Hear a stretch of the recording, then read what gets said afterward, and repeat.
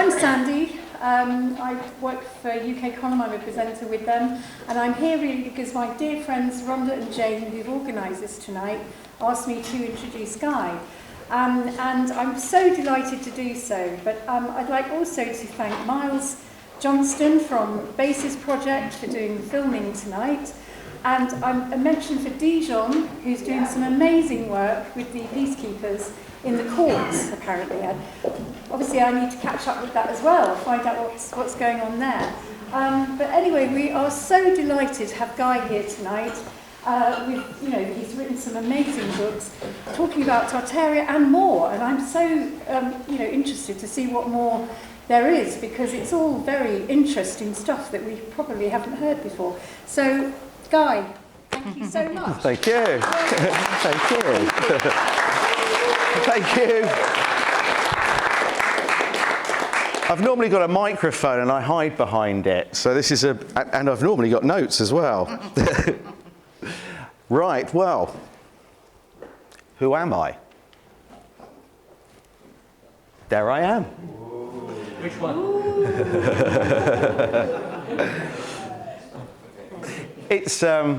It's funny because this shirt I'm wearing, which is black and white checkered, I wore it on a YouTube interview a while ago, and somebody said he's clearly still into the Freemasons because, it's black and white checkered. So, so that's me with our youngest son, Sam.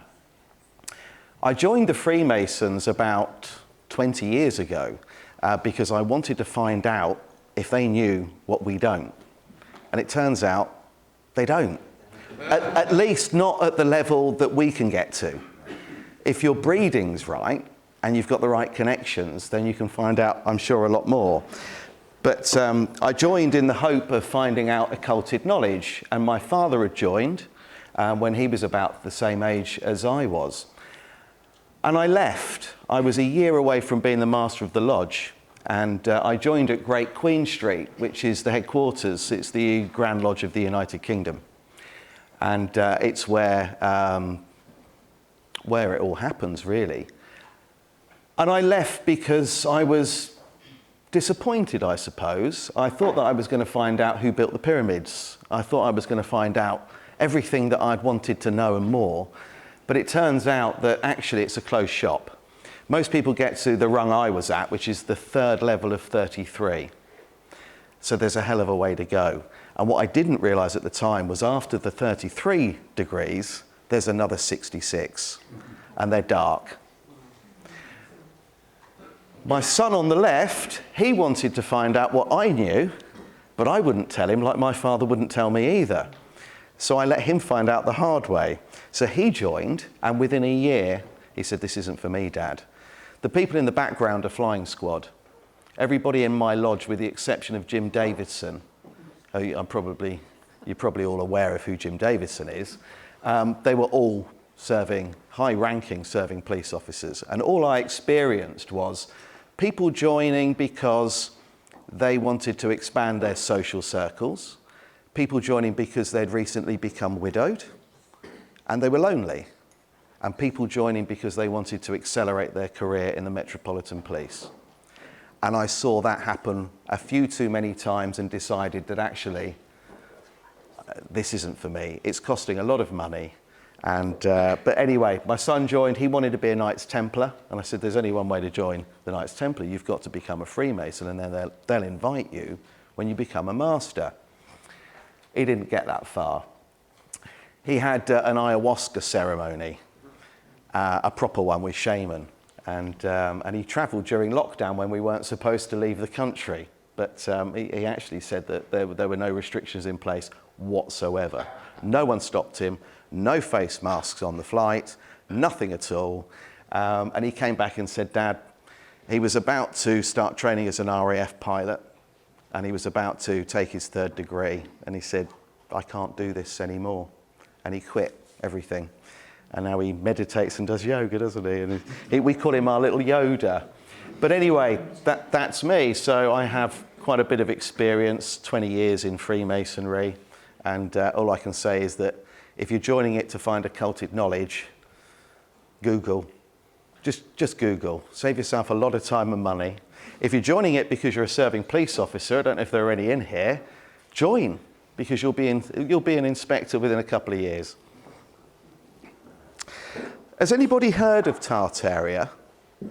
Yeah, you're all, yeah? So everybody's on the same page. So the slides that I'm going to show you now are basically my book, and in the same order of the chapters. And the first one is, has history been rewritten? And I think you're probably all aware that the answer is yes. And it starts off really with war. This photograph is after the atomic bomb in Hiroshima. I don't know if everybody here is convinced that atomic bombs are a real thing, but for me it was an awful lot of TNT. And what, you're right there. And what, from my research, I would suggest that a lot of wars actually take place for a different reason. Somebody a lot more intelligent than me once said, fighting for peace is the same as fighting for virginity. It's nonsensical, it's a parody. And I'm convinced that wars take place for two reasons. I don't think that it's to do with money anymore. I think, especially now with fiat currency, I don't think that money is actually a thing. But for me, it's to do two jobs. One is to get rid of architecture that shouldn't be where it is, and the second is to depopulate. And I think there's a lot of enjoyment from the parasite's point of view from watching us kill each other. So has history been rewritten? Yeah, so we've had war. This is a photograph of the taken during the Spanish flu, which was, I'm sure most people know, was caused by the Rockefeller Institute when they were testing vaccines on troops before they were shipped out to Europe. And with regard to history itself and the falsification of it, my hero is a gentleman named Anatoly Fomenko. Anatoly Fomenko calculated several things, and he was a Russian mathematician, very well respected. And one particular book he wrote is called New Chronology, and I'd recommend everybody reads it. If you're not a reader or you're not into in-depth reading, I've broken it down in my first book, so you don't have to. I've done the hard work for you. But what he worked out was that actually, not only has our history been falsified and people have been put in place that are fictitious, one of them being Napoleon Bonaparte, but periods of time have also been added to bolster our timeline. And this was done for a very specific reason. We're under the impression that we've evolved, that technology and us have evolved gradually, but actually we've gone the other way. And if we look at the technology that was available before, not just Tartaria, but the Atlantean technology where they were harnessing energy from the ether. And if you think about how we still burn fossil fuels today and we think that we're saving the planet by buying a Tesla, we've actually gone the wrong way. And the technology we have now is more harmful than anything. And Anatoly Fomenko worked out that actually what's been done has happened to kind of keep us in some sort of trap where we're convinced that we have progressed when actually we've kind of gone backwards. And this is the timeline that he proposed. The one that I'm going to talk about now is Grand Tartaria, the classical era. In biblical terms, it's referred to as the millennial reign of Christ, a period of 1,000 years where everything was built in harmony and resonance with the planet. Everything that was constructed vibrated at 432 hertz. And it did that to keep us well, to keep us in a sense of euphoria. And we then, well actually in 1776, we enter the period we're in now, the modern elite control network. Or Satan's little season, where a few bloodline families have really hijacked everything. And they've pumped us with chemicals, they've pumped us with poison and toxins. And it's not just what's in the sky and what's in the water and the air that we breathe, but also the music that we listen to and what we're subjected to when we go online and also with TV and media. we're kind of hit from lots of different directions and kept in this very low vibrational state. And Anatoly Fomenko also believes that our history has been whitewashed, that everything that we see, every credible invention, everything that's been patented that's enabled us to progress as far as the mainstream narrative would have us believe, has happened by a Caucasian. The person on the left is what we've been led to believe is Abraham Lincoln. The person on the right is Abraham Lincoln. They whitewashed everything, absolutely everything. And the British Empire, with the help of the Jesuits, have made sure that everybody that isn't Caucasian has been referred to since the empire started in 1776 on this particular mission, that they're referred to as savages, primitive, and even had indigenous people on exhibit in world's fairs across the world. And you can go online and you'll see there are lots of different comparisons or examples, of this. And it includes Shakespeare and lots of other people as well. The Tartarian Empire itself is really a region of land. You can't see it that clearly on here, but for most people they'll know it as being the Northern Hemisphere, predominantly Russia, going into Asia and Eastern Europe. But their ethos echoed around the world. And this map's from the 1500s, and it wasn't unusual to see maps like this, and you can Google that as well, Tartarian maps, and you'll see that it's broken into different regions. But it was very slowly and gradually replaced, again by the Jesuits. What we know as Tartaria became Mongolia and the Mongolian Empire. There's another example of a map here. And this particular one, if anyone's interested in seeing this one, you can't see it very clearly, but we've got a little app on our phone, Google Lens. Everybody can get it, it's free. And you can actually zoom in over the Latin and it will translate it in front of your eyes. And it shows you not just the region, but it also gives you examples of how they lived as well. And one of the things that they did, which was quite strange, is they used to hang the dead in the trees and let birds eat them. So they recycled back into the food chain, the circle of life. A lot of people say that, in mainstream at least, that Tartaria didn't exist, which is strange because not only do they appear on maps, but they have a flag. And the flag always represents the griffin. The griffin was very important to them, and that's for one specific reason. The griffin mates for life.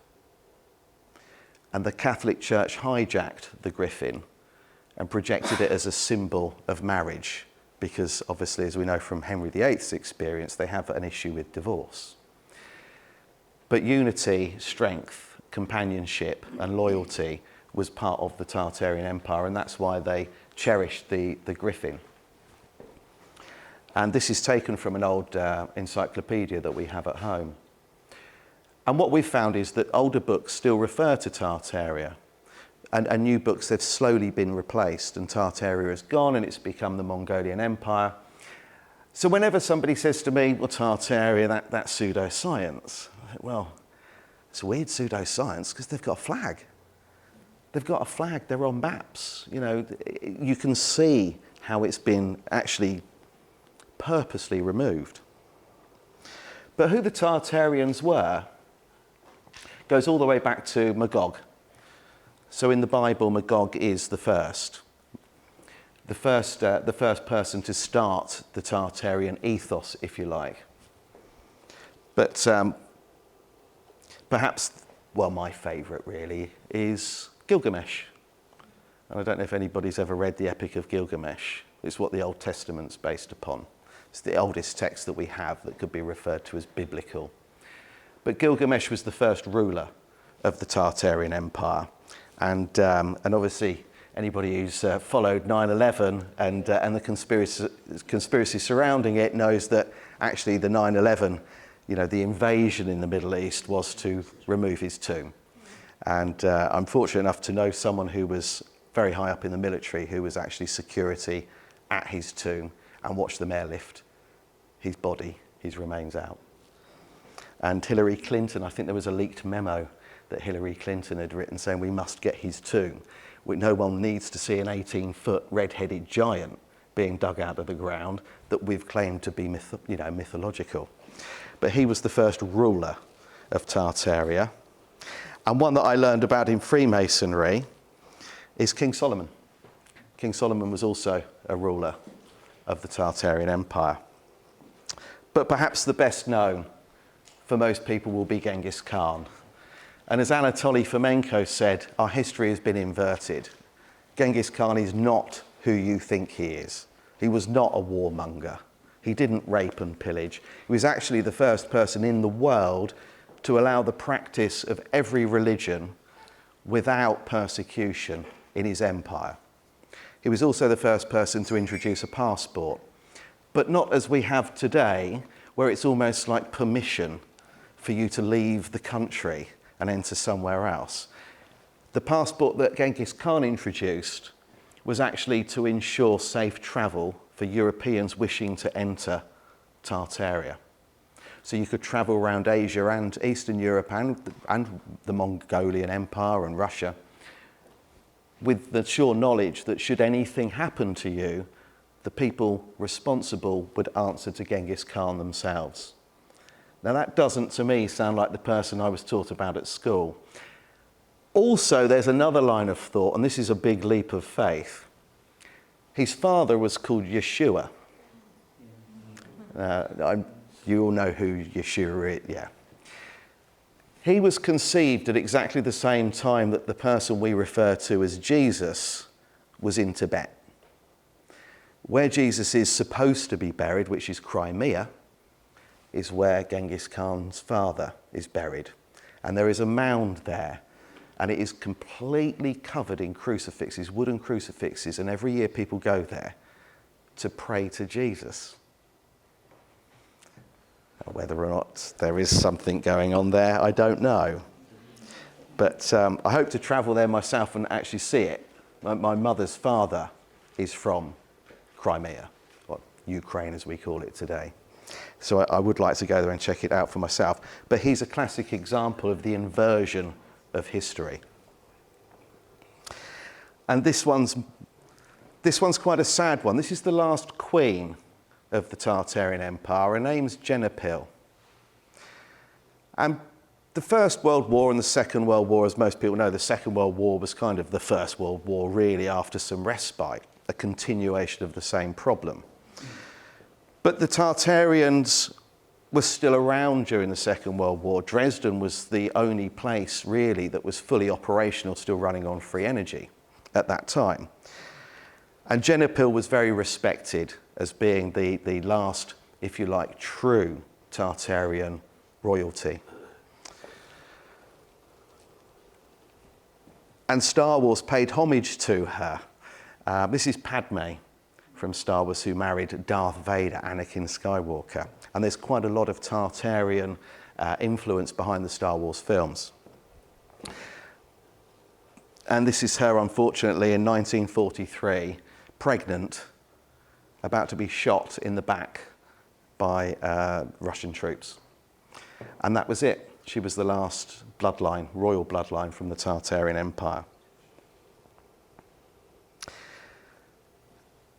There's a lot of evidence to suggest that they were quite big as well. Not everyone, they came in all shapes and sizes, but a lot of the Tartarians were rather large, averaging around 12 feet tall. And that's why so many windows we see in old Greco-Roman style buildings are too high for us to look out of.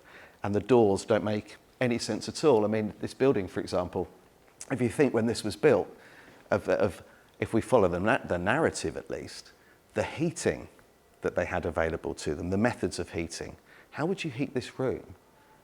If hot air rises, then this ceiling's too high. And you can see evidence everywhere. Doors that are too big to justify really anybody our height using them. And you could say that it's grandiose, that people were showing perhaps wealth and status by building doors and rooms and buildings that are way too big for us.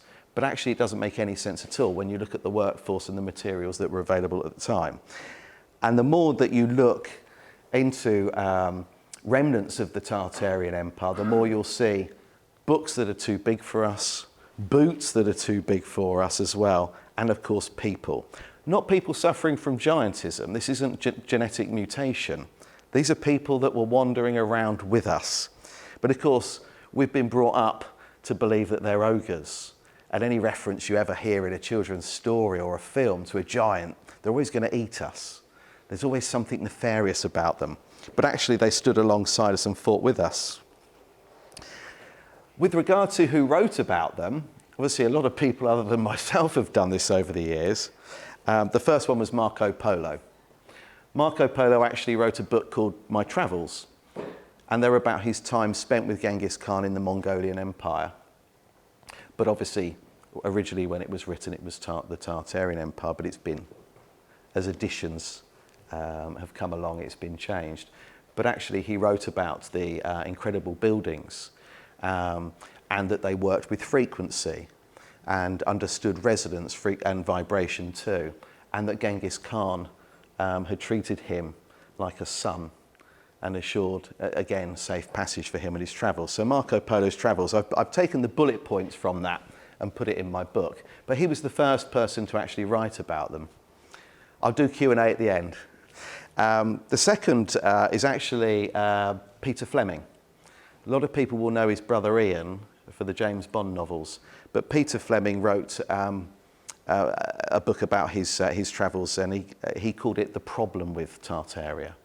And he was sent out there by the British military to see what was still going on. How many regions and towns and cities were still operating using energy that was being harnessed from the ether, and how many people were still following the Tartarian ethos, if you like. Then, of course, it appears in fiction, and you've got people like Jules Verne and H.G. Wells that also, in their work, have referenced Tartarian technology. There's one Jules Verne film, which I think is, we watched it a little while ago again. I can't remember if it's Around the World in 80 Days, or I can't remember which one it is. But actually, there's even Tesla technology in that film. He's working on a contraption that actually sends video footage backwards and forwards, what we would call today Zoom or Skype. And there's H.G. Wells and Jules Verne actually writing about this and showing it in their films a long time before we even thought it was possible. But probably my favourite example of Tartarian technology, I suppose, or the Tartarian Empire being shown to us in plain sight but hidden through the works of fiction, has to be Back to the Future, the first film. I'm guessing everybody's seen it. So Marty McFly, as everybody knows, he's travelled back in time and he's stuck. The DeLorean's kaput, and he needs to get back to the future. The flux capacitor needs an incredible amount of power to do so. There's only one way they can do that. They have to wait for a lightning strike to hit the town hall. And when they do, Doc has rigged it up to the DeLorean so he can get the charge to the flux capacitor and travel back to the future. And the great thing about that is not only is this film showing you the power that can be harnessed from the Earth itself, from the ether, but also the building that they use to do it is the town hall, which is a Greco-Roman style building in the middle of nowhere, which is a typical Tartarian building. So again, it's always in plain sight. And I think that's because the parasites, as I call them, some people refer to them as the elite, but I can't think why anybody would do that. To me, they're parasitic. They live off us. They still do that now. Not just our energy, but they take money from us when they don't need it. You know, we know money isn't real. We know the Bank of England can put a few zeros on its balance and it's not going to matter. No one's going to question it. But they take money from us regardless. So we're kind of kept in this constant state of fear, worry about the cost of living. So I think that they truly believe that if they show us what they're doing, that they're never going to face karmic retribution. But my hope is that it's not like the poisoned apple analogy where I've got an apple, I inject some poison in it, and I give it to you, and I say, have an apple, I've just put poison in it, and you eat it, you've committed suicide. But if I don't tell you it's in it, I've murdered you. So I think they think it's a get-out-of-jail-free card. If they tell us what's going on, and they use science fiction and fiction to do so, they've covered their arse. But I hope that they haven't. I don't know what happens when we die. Nobody does. Obviously, everybody here can't possibly know because you're here.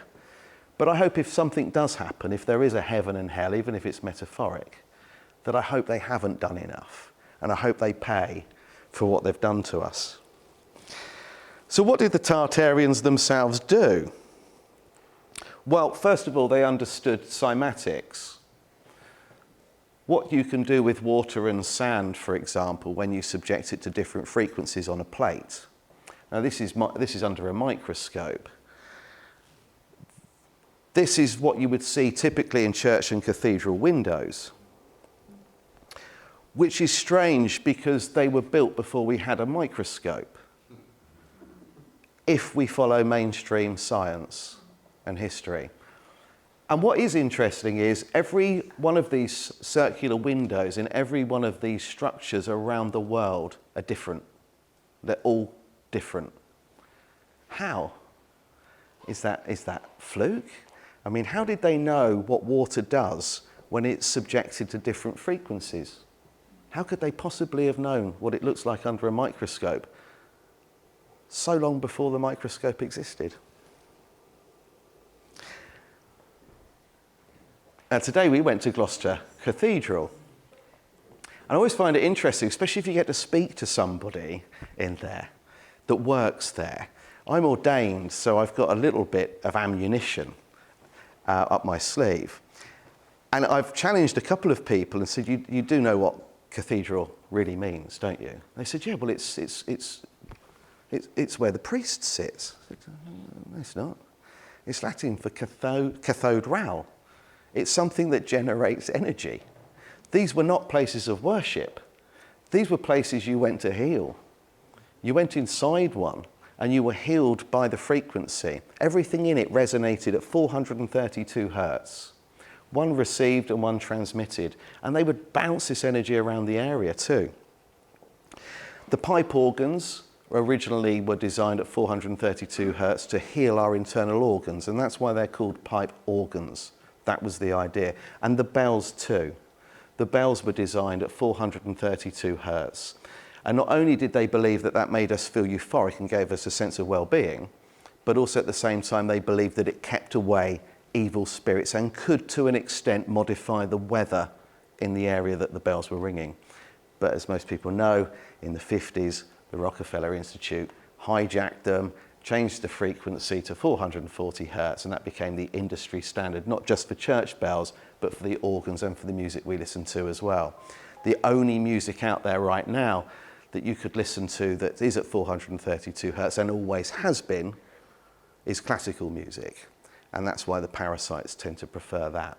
They know what music can and can't do. It's the only thing we have that can change our mood like that. It can make us happy or sad in a second, just by what we're listening to.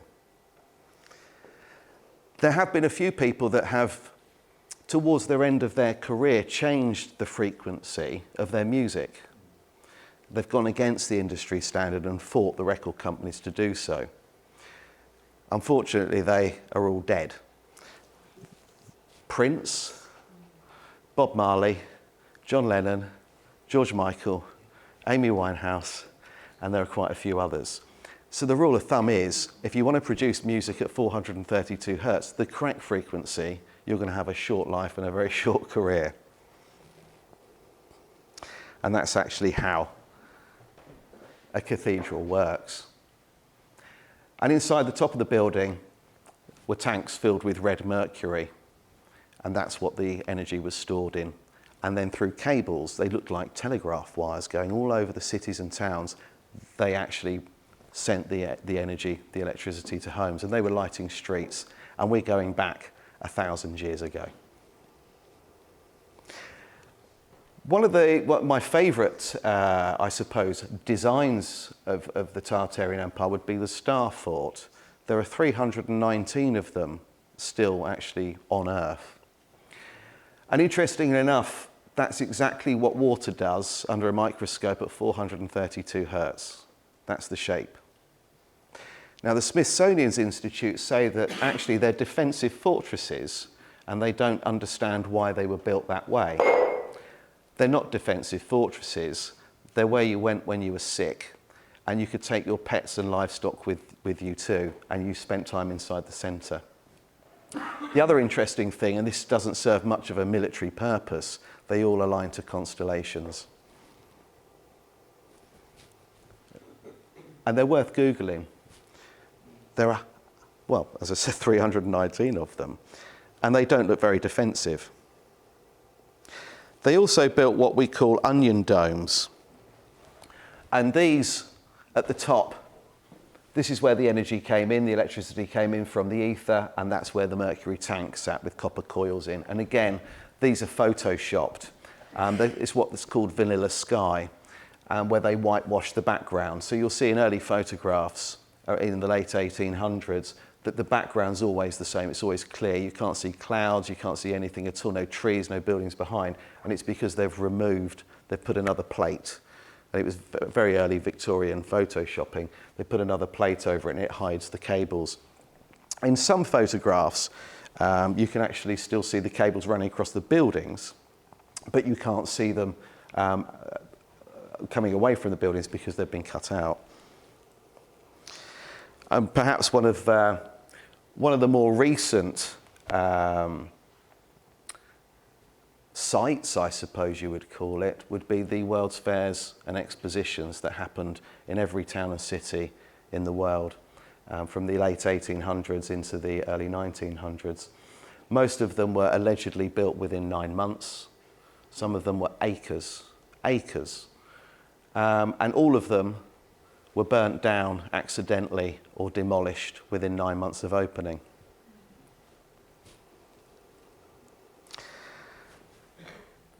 The Tartarian Empire, in some circles, is also referred to as the Empire of Free Travel. They had airships, and airships were free. You could travel anywhere in the world for free using an airship. And you got on and off in docking stations, and that's perhaps one of the most famous docking stations at the Eiffel Tower. This is a road in St. Petersburg, and it was recently dug up for some repair work to be done. And they found metal grid work underneath it. And this hasn't just been found in St. Petersburg, it's been found in lots of places across the world. No one could understand exactly what these metal grids do, or at least they're not supposed to understand what they do. Some have said that they're Roman, and some say that actually they were put in place to reinforce the roads. But if you look, they're not connected. So they can't reinforce the road because they can still move. Yeah, there's still movement there. They were electrically charged, and trams, electric cars and electric scooters, autopeds they were called then, were taking a charge from those as they travelled. So it was a little bit like a bumper car, but upside down. But they've been tarmacked over. So most towns and cities will still have those grids underneath the roads, but they've been tarmacked over so many times now that they're long gone. So what happened to the Tartarians? Probably one of the most major examples of what happened to them would be the Napoleonic Wars. And somebody asked me recently, well, what did they do with the bodies? Well, first of all, the Napoleonic Wars, people have actually written, who were fighting, had written back to their loved ones to say, when the smoke cleared, when the dust settled and we advanced, we saw that we'd been fighting people wearing the same uniform. We were killing each other. and it was depopulation. All of the civil wars took place around the same time. The Napoleonic Wars were perhaps the biggest example of that. But what happened to the bodies? Well, we ate them. The skulls went into catacombs. Most people just think of Paris when you think of catacombs, but they're everywhere. They're all over the world. I mean, Edinburgh's got catacombs. They're everywhere. The teeth, at the time, the most sought-after dentures you could get were called Waterloo teeth. So people were actually eating using the teeth of people that fell during the Napoleonic Wars. And ironically, if you had enough money and you had bone china, the china that you were eating your dinner off was made from their remains as well. But the worst part is the bodies from the people that fell in the Napoleonic Wars were shipped back to Britain and used as fertilizer in our crops. So at some point, you could, if you had dentures and had money, be eating using their teeth on a plate made from their bones with food produced from their remains. We ate the people that fell. Yeah. And of course, you had the American Civil War, and it goes on and on and on. But not happy with just getting us to kill each other, there were areas where that didn't work. So we had acts of genocide. Armenia, for example, is a classic one.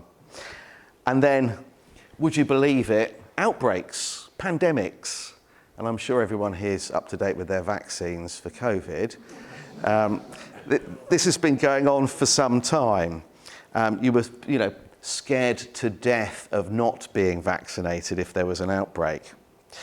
So they got rid of who they could through war and through genocide, and then ultimately by releasing a few outbreaks here and there.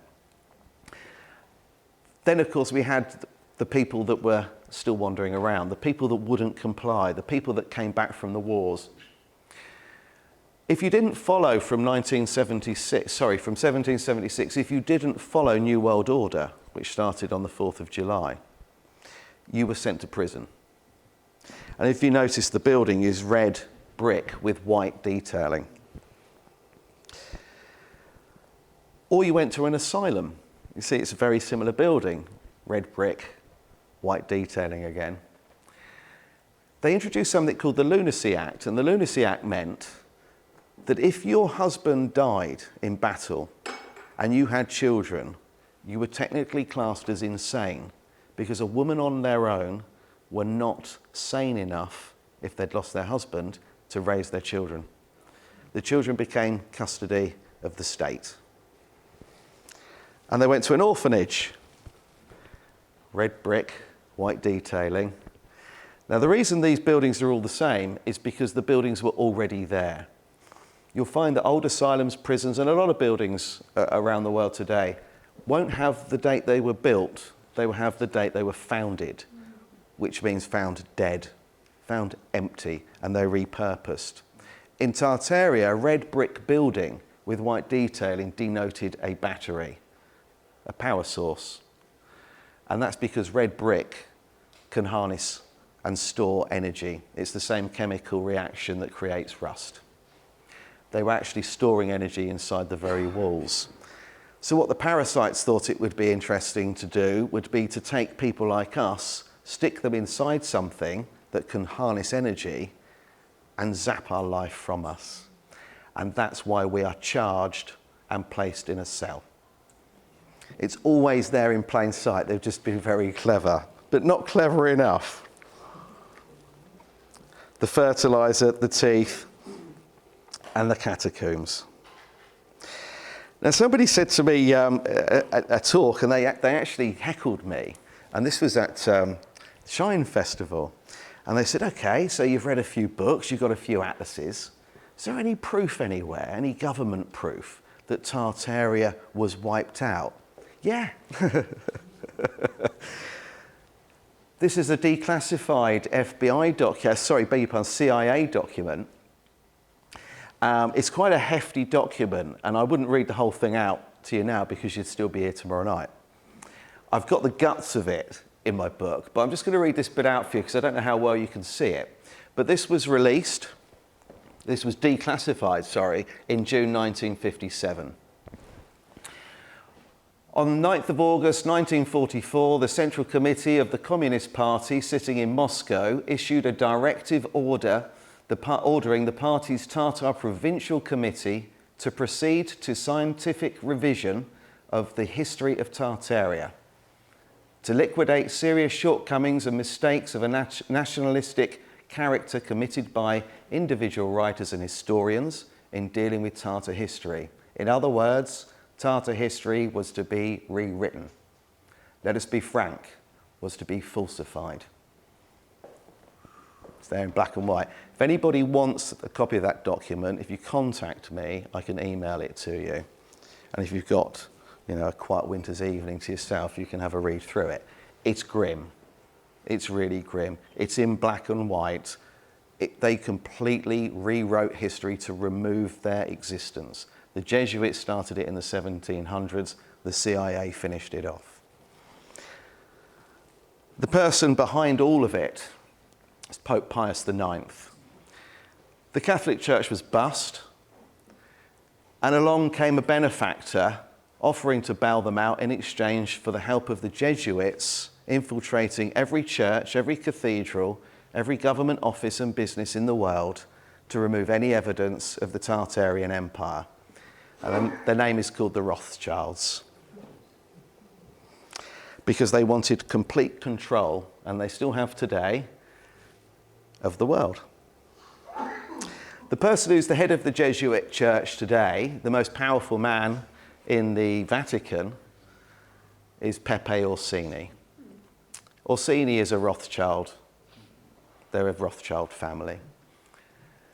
He's the grey pope. Most people think that the bloke wearing the white dress and occasionally a red pair of shoes, like Madeleine McCann's dad, is running the show. He is not.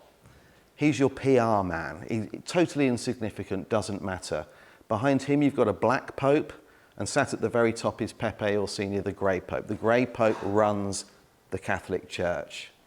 You won't find much about him online. You won't find many photographs about him online. You'll find nothing on YouTube about him online. If you put something up, and I've done it, it will be taken down. If you put something on Facebook about him, you'll be banned for 3 months, which I was, and then you do it again and they close your account. He has complete control over everything. And with a little help from his friends, that's Napoleon and the Napoleon Comet of 1812. They did a series of rather unpleasant deeds, not just involving genocide and war, but were involving direct energy weapons. It was called the Napoleon's Comet, and across Europe in 1812, almost every town and city was hit by what they thought at the time was a meteorite or a comet, but it actually wasn't. They were directed energy weapons, because accidentally one picture that's still out there shows the Rothschilds and their cousins in the tail of the comet. And that's still, you can search, and you still should be able to find that online. When the comet hit, it caused all sorts of problems across the world. It wasn't just in Europe, but it actually echoed everywhere, and it caused a quake in New Madrid in America. It was so intense that the Mississippi here actually ran backwards. It switched direction 180 degrees. Metal objects were flying through the air, sticking to other metal objects. Wild animals were trying to get shelter by entering people's houses, and domesticated animals were going insane, and people were having to shoot their own pets. They became savage. That whole part of America around New Madrid was completely covered in about 10 inches of mud. Everything was buried. And there's a result. And you'll see that this is what we call a mud flood window. Because everything became buried, and this happened everywhere in the world, you couldn't get to the front door anymore. So what they did was they used feature windows, and the feature windows became the front door, and what was originally the ground level became a basement, sometimes 2 or 3 levels below. And we actually used to have an art gallery in Tiverton in Devon. And it had a basement to it, which isn't unusual. And we went down to the basement, but it had back doors that went out to a patio, so a sort of patio area. We thought, that's really strange. Why would there be a patio, a sort of back garden courtyard to a basement? And the landlord said, well, you'll never guess what. And of course, we already knew. But there was a fire and a flood, and some sort of mud flood happened in Tiverton. And everybody on this street, Gold Street it's called, everybody's shop and building ended up with a basement. And what they did was they pushed all the rubble and all the mud into the street and built the street up. So your ground floor became your basement. And the original front doors of our art gallery were downstairs behind a stud wall, completely bricked up. And it happened absolutely everywhere. And every now and again, someone does some work or some excavating and they uncover the original front doors. We were told that and I mentioned this earlier on about frequency, we were told that the bells were replaced because they needed them for the war effort. They were going to be melted down for ammunition. But what people have started finding is bells in sea, bells bottoms of lakes, and bells buried under sand. Thousands of them. They were dumped. They were dumped because they were 432 hertz. And if you think about it, if they replaced all of the church bells all across the world from 432 hertz to 440, and the bells were originally taken away because they were going to be melted down to make ammunition, how did they replace them? Where did the material come from to replace them? If they didn't have enough material to make ammunition to start with, how did they suddenly at the end of the war have the material to do it? They'd have had to have retrieved the bullets and the shells. Where did it come from? But people are still uncovering them today. And this is the person who was behind it, David Rockefeller. Some even believe we are part of a secret cabal working against the best interests of the United States, characterizing my family and me as internationalists and conspiring with others around the world to build a more integrated global political and economic structure. One world, if you will. If that's the charge, I stand guilty, and I'm proud of it. So, the population itself. In 1776, according to Encyclopaedia Britannica, the world population was 770 million. So this is before Napoleonic civil and the other civil wars that took, the American Civil War and so on, took place. Now, you can see the death toll at the bottom, 3.35 billion people died in a period of 100 years. Well, how do you double the population if 3 times the population are dead in the same period of time? It's not actually possible to do that. Or is it? How did we manage to double the population and lose 3 times the amount? How can you do that? I mean, even if those people hadn't died, the 3.35 billion, you can't double the world population in 100 years. Not through traditional methods, it's not possible. Yes, people had bigger families, but if you look at the life expectancy in the late 1700s and early 1800s, not many children actually got to become adults. So how did they do it? And that moves us on to the Cabbage Patch Babies. There are people out there, myself included, that have become a little bit obsessed with a series of postcards that became popular in the late 1800s. They depicted babies growing from cabbages. And this is old Slavic folklore. Children were told that they were found at the bottom of the garden, that they grew in cabbage patches. My mum was told, because her grandfather, as I said earlier on, was from Ukraine, Crimea, that she was found at the bottom of the garden. And traditionally, that was a way of getting out of talking about reproduction with your children, allegedly. And these postcards, and you can find them online, go on and on and on. There are hundreds of them out there. And some of them show people buying babies. And they started to become called repopulation postcards. And some of them actually advertised in the end, especially in France, babies for sale. These babies all came from somewhere, and nobody knows exactly where. But over a very short period of time, about 20 years, over 1 million babies appeared. How? They came from Germany, and they came allegedly from a place called a kindergarten, somewhere where you grow children.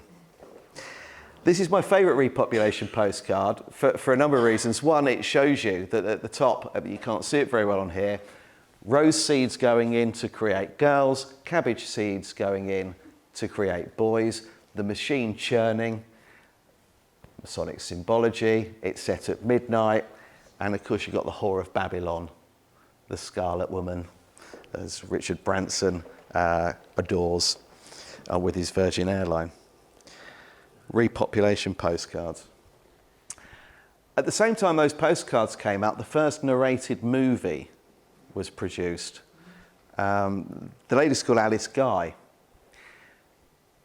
2 years before this film came out, she was a secretary for a company that made film. And I don't mean a movie production company, they actually made the film itself. She was 19 years old. 2 years later, she is the first person to narrate a movie. She starred in it, she directed it, and she produced it. And it's called The Cabbage Fairy, and it depicts children being born from cabbage patches. She said that she took the inspiration after visiting the World's Fair in Paris and seeing babies in incubators on display. The only problem is, I've done some digging, the World's Fair she went to took place a year after the film was made. So she's lying. Her second film was called Midwife to the Upper Classes. You can find these on YouTube, they're still there. And this shows babies being purchased. Couples, middle class couples are turning up and they're buying babies. She's plucking them from cabbages and they're being sold. Which kind of leads us to a problem, which I mentioned a moment ago. How do you manage to get 1 million babies within 20 years from nowhere? That all appear in Germany, they're all shipped across the world, and they're found in kindergartens. So we've either got, when it comes to how we're created, Darwin's theory of evolution, the origin of species, which was funded by the Vatican, and Charles Darwin was a huge fan of incest, married his cousin, one of his cousins married their own brother, and so on and so forth. He actually lobbied Parliament to make incest legal. Or we've got the theory of Adam and Eve. As I said earlier on, most people know the Old Testament is the Epic of Gilgamesh rebranded. Now, the story of Adam and Eve says that in Genesis, that they removed a rib from Adam while he slept, and when he woke up, they'd stitched him up, repaired him, and created another life. Well, that's cloning, isn't it? Now, I had this argument with someone who was very religious, and unfortunately, they didn't know I'm ordained, so I let them dig a hole, and then they jumped in. And I said, so, okay, you're saying that it's just metaphoric, that actually, in the Bible, they're not talking about cloning, taking one life and creating another from it. It's just a metaphor. The metaphor describes cloning. So it doesn't matter whether it happened or not. It can be metaphoric or factual. The bottom line is, whoever wrote Genesis described how you would clone a person. How old's the Bible? And they walked away. They didn't want to have that anymore. Of course, as I said several times now, we know that it's the Epic of Gilgamesh we're referring to, where Enki and Enlil, the Anunnaki, they're not really called the Anunnaki, I think it's just I think it was Zachariah Sitchin who decided to call them that. They're actually called Sam, S-A-M, Sam. They came from Nibiru, created a slave race. The Agigi didn't want to dig and work in mines anymore, so they take Neanderthal man, tweak the DNA, and here we are, a slave race. Still very much a slave race today. The son of Enki on the right, who was the scientist, was called Marduk, and Marduk in Egyptology was known as Amun-Ra, When Amun-Ra fled, or left our realm, he left everything behind to his children. And he called his children, the children of Ra, the Ra-childs. They're still alive and well today. And you can see why they have this inbuilt decision or belief that they have a divine right to rule over us. Because they always did. We've always been slaves to the same bloodline, family, and it goes back 250,000 years. Some things never change. With regard to cloning itself, can they clone humans? Well, yeah, of course they can. This is Clonaid. This is Rail in the middle, who founded Clonaid in the Bahamas in the 70s. And if you go onto their website, clonaid.com, you can fill in a questionnaire. They'll contact you within 48 hours, and providing you've got the money, they will clone you. And they've been doing that for a very, very long time. The first girl that the first person that they cloned was actually a deceased lady from Florida, and the husband had her cloned, and the daughter was called Eve, and she was born in 1996. Since then, they've had quite a lot of bad press. They've had to move from the Bahamas. They got shut down. They're now in Canada, but the cloning itself takes place in Mexico because the laws are laxed there. Mexico, India, and South Korea, you can still clone. A lot of people think with cloning Dolly the sheep. That was the first time we heard publicly about cloning. Dolly the sheep's named after Dolly Parton because they used a mammary cell. And the person that, the doctor that was behind it, the geneticist that was behind it, was a huge fan of Dolly Parton. It's a mammary cell. Dolly Parton has big mammary, you know, blah, blah, blah. There's a really famous American rapper called Kid Boo. And Kid Boo has actually gone out on stage and said, here is my serial number. I am not Kid Boo. I am his clone. Kid Boo isn't here tonight. I'm performing for you. Here's my serial number. Check me on Clonaid, and you'll see that my serial number checks. And people have done it. And he's come out and said it. Kevin Hart has said that he's cloned on numerous occasions. No one took any notice. People are replaced. David Beckham's been replaced. Most people know Kate Middleton's been replaced, but David Beckham was replaced this year. They clone. They've been doing it for a very long time. And it's the same people. Behind Clonaid is the Rothschilds. Behind Dolly the sheep, which was at the Roslin Institute, up the road from the Roslin Chapel, is the Knights Templar. Behind the Knights Templar is the Rothschilds.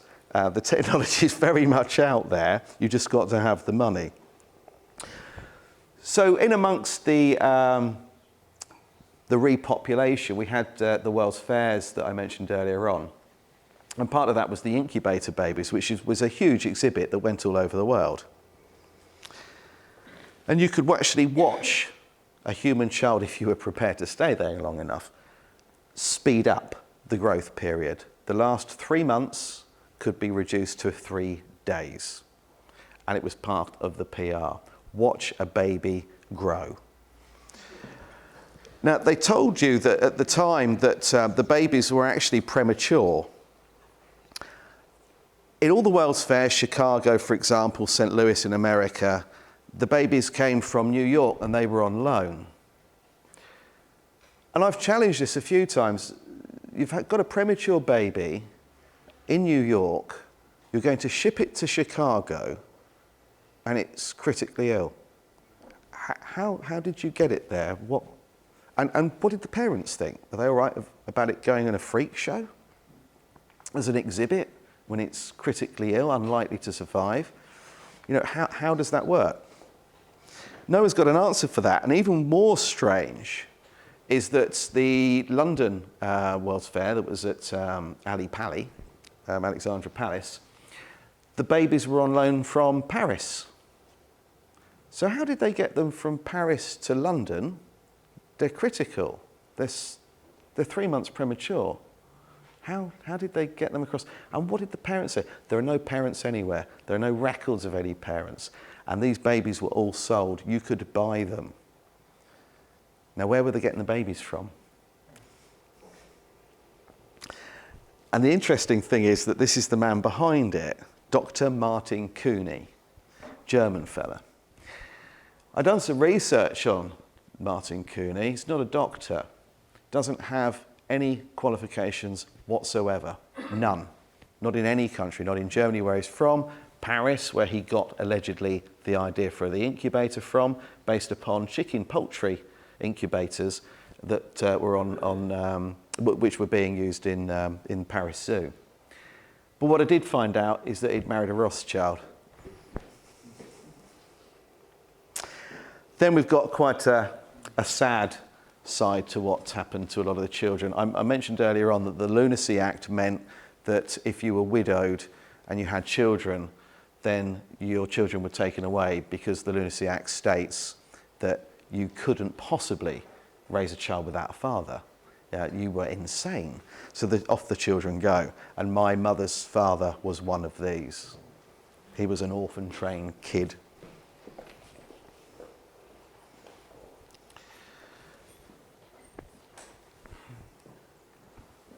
Oh, bless. That's my little boy. So these are the orphan trains. 250,000 children were shipped from New York. They arrived at New York from all across, mainly Russia, but all across Europe. They arrived in New York at the docks. They were then shipped to the Midwest, and they went to work on farms, they went to work in factories, and they went to work down mines. And incidentally, that's why we call children miners. That's where it actually comes from. They say when you say 250,000 were shipped, that you can really double that. We're probably talking closer to 500,000 children taken from their parents. Most of them, as I said, came from Russia, because that was a stronghold for Tartaria. Forced to speak a new language, denied their history, their ancestry, given new names, and in most cases beaten until they lost their accent too. There's a trail to this, and it starts off with the children. And what's interesting with this is, and the further you research this, the further you'll find that no matter how many photographs you pull up online, you're going to struggle to find any adults in them. Now, why is that? Is that because they were busy doing something else? They're not working in the factories, they're not working on the farms, they're not in the mines. Where are they? Well, they're dead. Most of them are dead, or they've been locked up. The adult population is what I showed you earlier on. That's what dropped. 3.35 billion adults died within 100 years, but we doubled the population at the same time with kids. And it was the children that were the Industrial Revolution, and the trail goes all the way back to repopulation. And they did everything. And there are your miners. Where are the adults? I mentioned earlier on about the technology that was being harnessed really from the ether, that was the main part of Tartaria. And I always refer to Tartaria as an echo of Atlantis. It was Atlantean technology that had been passed on and handed down. And then comes a man called Nikola Tesla. Really strange character. I don't know how many people here know much about him, but his backstory doesn't stack up. First of all, his surname's an anagram of steel, as in theft. That's the photo that we know. That's the photo that we normally see of Frank Zappa. Sorry, did I say Frank Zappa? Yes. Sorry, fraudulent slip there. I meant Nikola Tesla. I hope he existed. I really do, because this man was communicating with the Venetians. All of his information came in visions. He had visions. He never wrote anything down. He never had to practice anything. Every experiment was pointless, because when he invented something, it worked just as his vision predicted. Which is strange, because it took 2 truckloads to remove the files from his hotel room when he died to get them into a secure warehouse in New York. 2 truckloads of files written by a man who never wrote anything. Well, that's a bit weird. The visions came to him like blackouts, to a point where he couldn't determine whether he was in reality or in a dream. And he shared that from his mother. His mother invented household appliances. He had no children, so he's got no living descendants. None. His brother died. His sister allegedly had children, and I managed to track down someone who claimed in the end to be his nephew. I challenged her with a couple of questions, and in the end I got an email saying that Donald Trump had forbidden her to communicate with me any further on the subject. So I'm none the wiser. I might be on a hit list now, but I'm none the wiser. Either what she was saying was true, that she'd been stopped, or I think she might have been mad. I don't know, she's disappeared. So the man never wrote anything down. He had no living descendants either. But what's the strangest thing about Nikola Tesla for me personally is that this was a man we would, and I'm not going to hold him in the same category as Elon Musk, because Elon Musk for me is a fraud. He's never invented anything in his life. You know, he criticises the government, but that's where he gets all of his backing from. And he just employs people who are good at doing what he wants you to think he's good at doing. But if we look at, say, Elon Musk, for example, today, as being a pioneer in technology, you know, if we want something invented that's going to change the course of history, we would think, well, Elon Musk, you know, the car, you know, the tunnels that he's doing, the robotics he's now doing, the Neuralink, we think Elon Musk. Well, Tesla was the Elon Musk of his time. He was at the forefront of technology, you know, the X-ray machine, the remote control, but of course the lighting that's in here now, you know, alternating current. If it wasn't for him, we wouldn't be doing what we're doing right now. So isn't it strange there's no video footage of him? None exists anywhere in the world. There does of Edison and there does of Einstein. Even JP Morgan, his backer, but not a single record or moving picture of Nikola Tesla. Why? I contacted his museum in Serbia and they said that they don't know why either. They suspect it might be because he was camera shy. And I said, this is the man that was allegedly paid to give talks, that was interviewed by every newspaper in the world. Everybody knew him. People wanted him at the dinner parties.